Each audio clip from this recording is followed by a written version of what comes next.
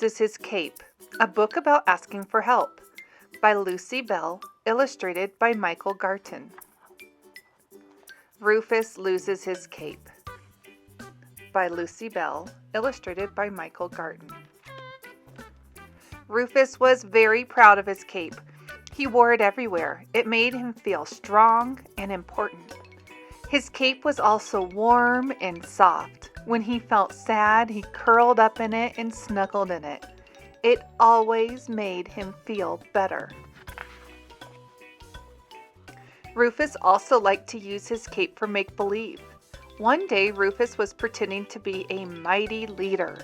He announced his presence by playing his horn at the big rock. His cape billowed out behind him. Rufus marched to the stream. He waved his cape like a flag to welcome incoming ships. In the meadow, he ate a royal picnic. His cape made a perfect blanket. It seemed like the fun would never end. It was a great day. Rufus yawned. All this fun was making him sleepy. He found a soft patch of grass under the tree, turned around 3 times, and then curled up. He reached to pull on his cape closer around him, but it wasn't there. Rufus sat up and looked around. His cape was gone. Rufus was frantic. His most favorite special something was lost. It could be anywhere. The more Rufus thought about it, the more worried he became. A big lump the size of a lemon grew in his throat. Tears started to boil behind his eyes. He walked in circles trying to figure out what to do.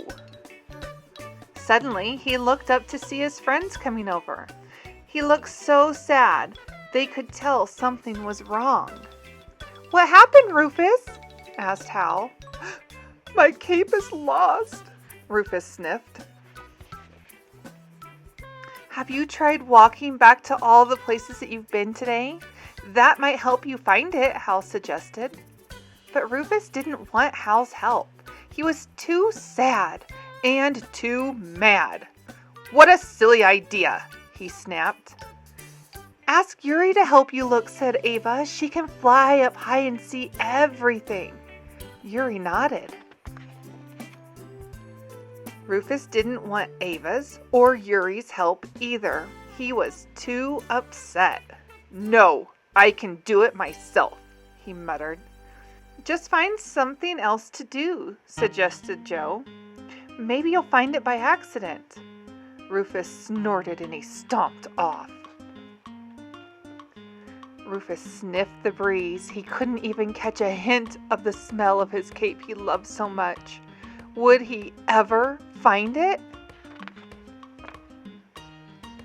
Rufus's ears drooped. He returned to the soft spot of grass under the tree. He shivered and sniffed. Today was perfect, he thought. How did it go wrong?